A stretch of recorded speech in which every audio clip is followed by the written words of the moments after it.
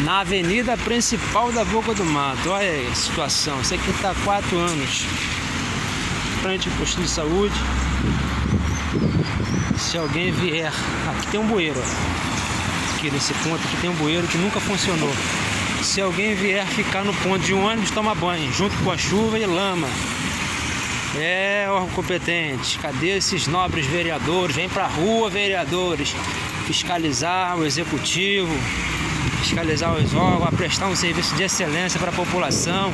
Isso aqui não é porque choveu ontem à noite intensamente, 15 minutos não. Isso aqui é falta de vergonha na cara mesmo, ao qual nós temos representantes que se diz ser representante, não representam. Sumiram 4 anos, agora estão aparecendo.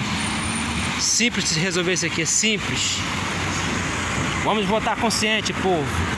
Cabo Frio precisa de renovação, mudança já.